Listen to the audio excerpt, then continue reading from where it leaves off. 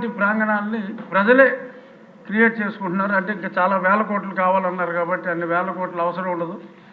ఆ మధ్య పవన్ కళ్యాణ్ గారు ఆయనతో టీ తాగితే కూడా ఒక ఫండ్ రైజింగ్ పెట్టారు. అలాగే లోకేష్ గారితో అరకు కాఫీ తాగడానికి కూడా చాలామంది ముందుకు వస్తారు.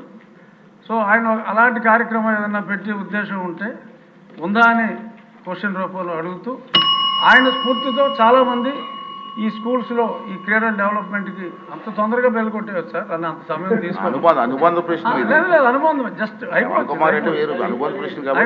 అయిపోవచ్చు సార్. సో ఇటువంటి ఆలోచన చేస్తే లోకేష్ గారి స్ఫూర్తితో అన్ని ఊర్లలోనూ ఎటువంటి ధనం అవసరం లేకుండా వాళ్ళే చేసుకుంటారు. ఆ క్రీడా స్ఫూర్తి అనేది చాలా అవసరం కాబట్టి గౌరవనీయులైన మంత్రివర్యుల్ని ఆ దిశగా ఆలోచించమని కోరుకుంటూ మరొక్కసారి సమయం ఇచ్చినందుకు ధన్యవాదాలు. నరేంద్ర గారు నెక్స్ట్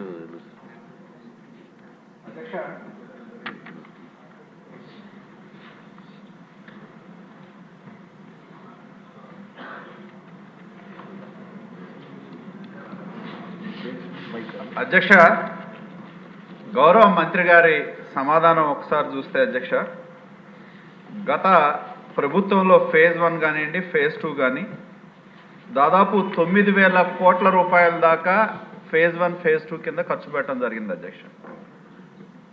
ఇంకా మంత్రి గారి సమాధానం చూస్తే దాదాపు 4,700 కోట్లు ఉంటే కానీ ఫేజ్ 1 ఫేజ్ 2 కింద తీసుకున్న పనులు